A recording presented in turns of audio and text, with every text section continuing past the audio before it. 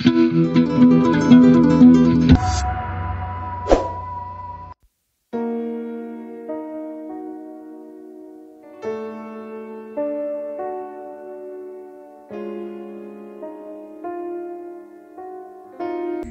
हरी मंडळी. तर मी आज चालले आहे लोहगडला. हे माझं मान्सूनचा पहिला ट्रेक असणार आहे. सोपा ट्रेक आहे, एकदम इझी.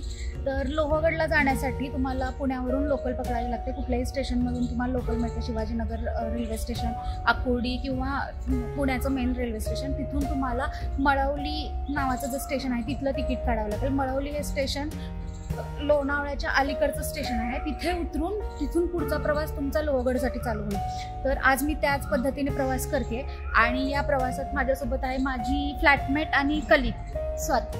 तिला तुम्ही बाकीच्या ब्लॉगमध्ये पण पाहिलं असेल. तर चालू करते मी माझा प्रवास. आता ट्रेन यायला आणखी 15 मिनिटं वेळ आहे. तर आम्ही प्लॅटफॉर्मवरती टाइमपास करतोय आणि ब्लॉगमध्ये तुम्हाला पूर्णपणे माहिती सांगतच राहीन लोहगडाची, तुम्ही कसे पोहोचू शकता आणि ट्रेक किती इझी आहे, कोणीही कसं करू शकतं तेही मी तुम्हाला सांगत जाईन. तर ब्लॉग पूर्णपणे शेवटपर्यंत नक्की पाहत राहा. तर चालू करते. चला तुम्ही. थोड्याच वेळात लोकल आली. ही लोकल जवळजवळ तरुणांनीच भरली होती. काहींना लोणावळ्याला जायचं होतं, काही जण विसापूरचा प्लॅन करून आले होते, तर काहींना आमच्यासारखं लोहगडाला भेट द्यायची होती. बाजूचा परिसरही खूप सुंदर होता. लोकलच्या गर्दीत आणि बाजूचा परिसर निहाळत आम्ही मळवली स्टेशनवरती पोहोचलो.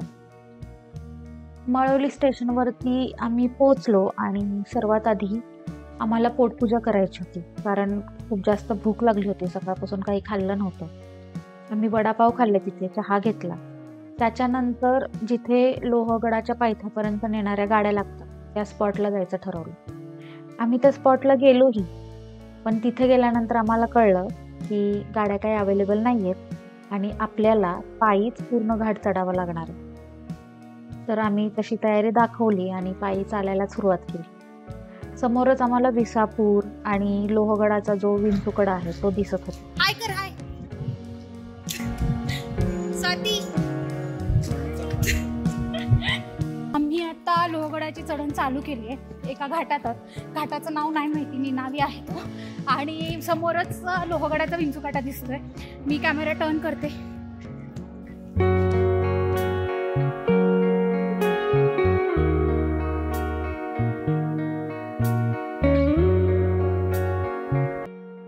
भर उन्हात घाट चढताना देशी दमछाक होत होती आणि इथंच कळतं की ट्रॅव्हलिंग मध्ये हेल्थ किती इम्पॉर्टंट आहे.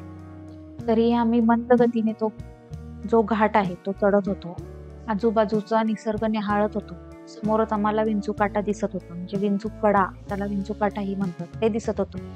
आणि मी नेहमीप्रमाणे पक्षी निरीक्षण, त्याचबरोबर वेगवेगळ्या झाडा पाना फुलांचं निरीक्षण करत होते. आम्हाला तिथे समोर जो दिसतोय कडा, तिथे जायचं होतं. तेवढ्यात मला एक असं झाड दिसलं, जे रोपच होतं. ते दिसायला वांग्यासारखं होतं. त्याला वांग्यासारखी पानं होती, वांग्यासारखी फुलं होती, पण त्याची फळं खूप छोटी होती. हे जे समोर दिसतंय ते वृक्ष आहे, तेच ते रोप आहे. जर तुम्हाला याचं नाव माहीत असेल तर मला कमेंटमध्ये नक्की सांगा, म्हणजे माझ्या ज्ञानामध्ये भर पडेल. तर आम्हाला एक छोटा हत्ती मिळाला. आम्ही छोट्या हत्तीमध्ये चढलोय आणि वरती चढतोय लोहगडासाठी. माझ्यासोबत इथे नाव सांगा तुमचं.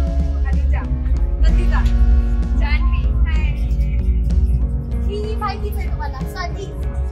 हा श्रीनिवास.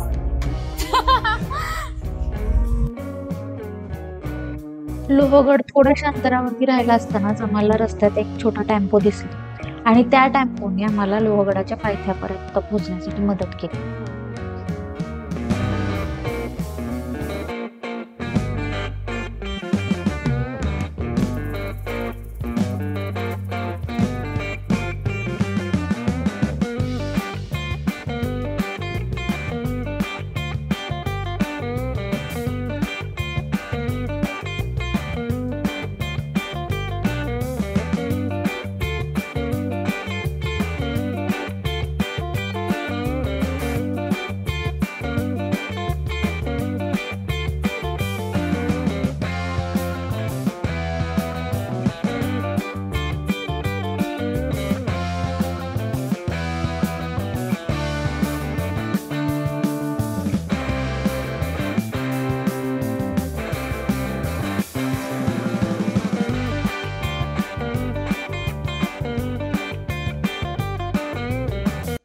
पायथ्यापर्यंत पोहोचल्यावर आम्ही तिथं थोडासा नाश्ता केला, कारण चालून खूप दमलो होतो आणि पोटपूजा गरजेची होती, कारण गडावरती काही खायला मिळणार नव्हतं. या गडाचा जो संपूर्ण चढण आहे ती पूर्ण पायऱ्यांची, साधारण 300-350 पायऱ्या इथे असतील.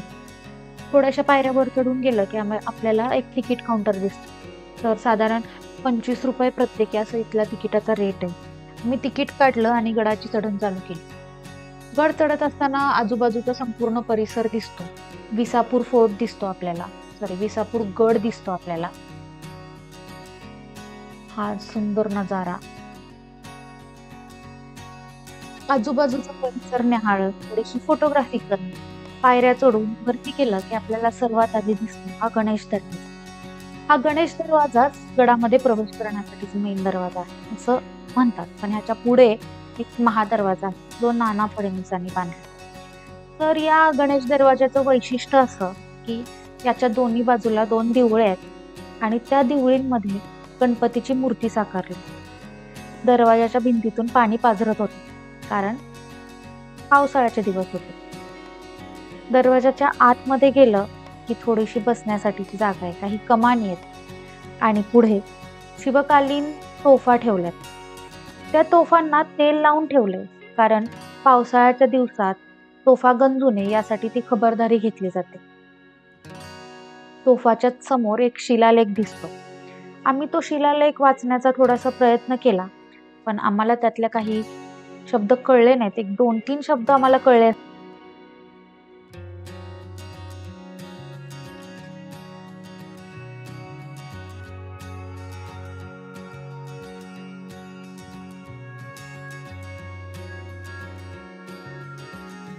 गणेश दरवाजा पुढे गेल्यानंतर गडाची सुंदर अशी तटबंदी दिसते.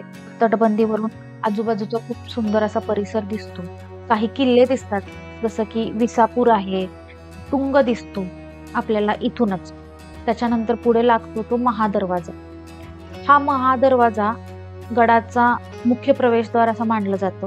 तसं तर आपण गणेश दरवाजातूनच गडामध्ये प्रवेश करू शकतो. त्याच्या पुढे हा महादरवाजा आहे.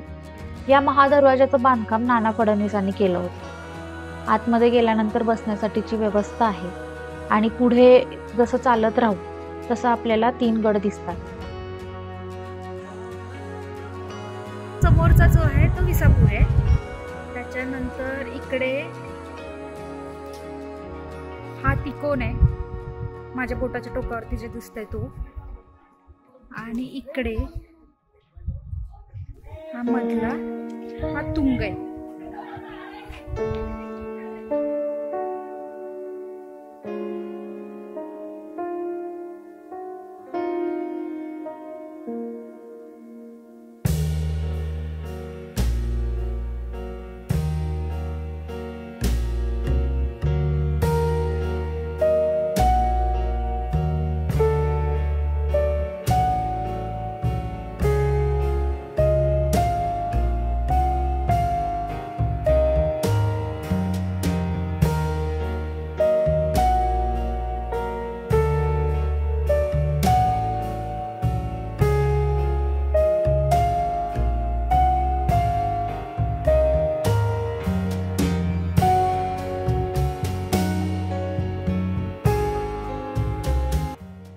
आम्ही गडाचा गणेश दरवाजा, महादरवाजा यांना मागे टाकत पुढे पुढे चालत राहिलो आणि आम्ही पोहोचलो गडाच्या माथ्यावरती.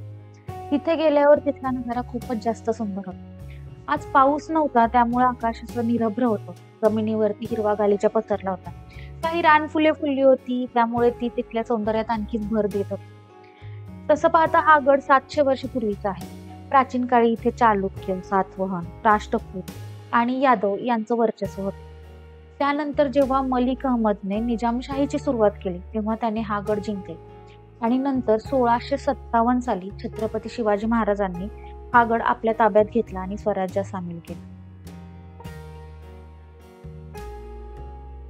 स्वराज्यात काही सुंदर गड आहेत ज्यांचं पडझड इतकी झालेली नाही.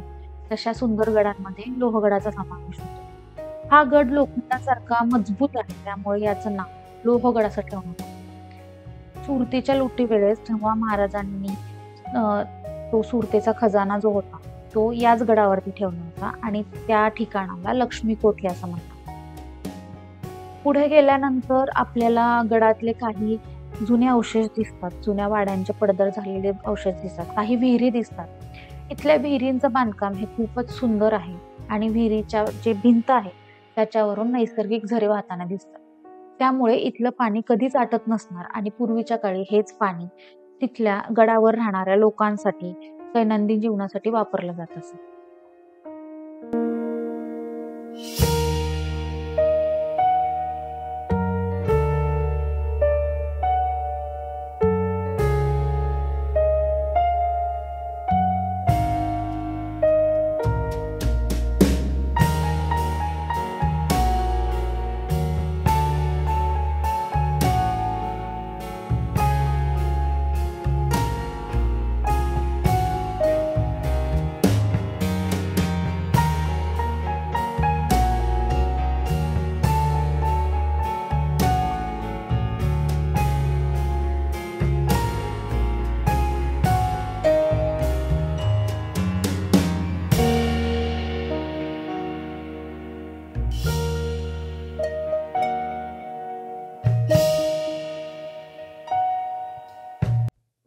लोहगड हा पावनखोरे आणि इंद्रायणी खोरे या 2 विभागांमध्ये विभागलाय.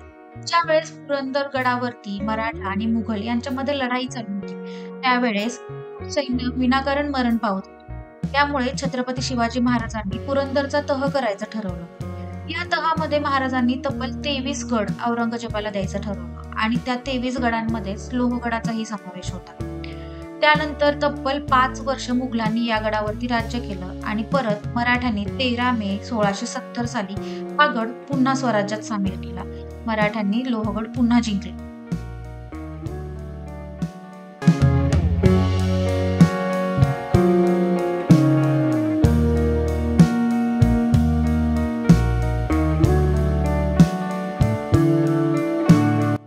संपूर्ण गड फिरून आम्ही पोहोचलो ते गडाच्या विंचूकड्यावरती.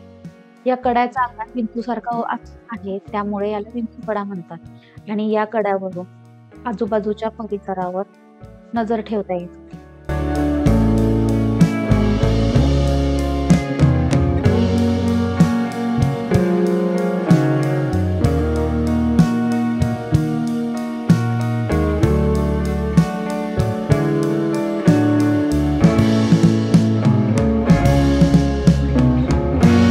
त्यानंतर आम्ही शेवटी महादेव मंदिरात गेलो. तिथल्या महादेवाचं दर्शन घेतलं आणि गडाचा उतार व्हायचं ठरवलं. तर अशी होती ही लोहगडाची भटकंती. जर तुम्हाला व्लॉग आवडला असेल तर मला नक्की सांगा कमेंटमध्ये. त्याचबरोबर शेअर करा, माझ्या चॅनलला सबस्क्राईब करा. मी आभारी आहे आणि लवकरच भेटूयात नवीन ठिकाणाहून किंवा नवीन काहीतरी घेऊन. तोपर्यंत हसत राहा, आनंदी राहा. बाय.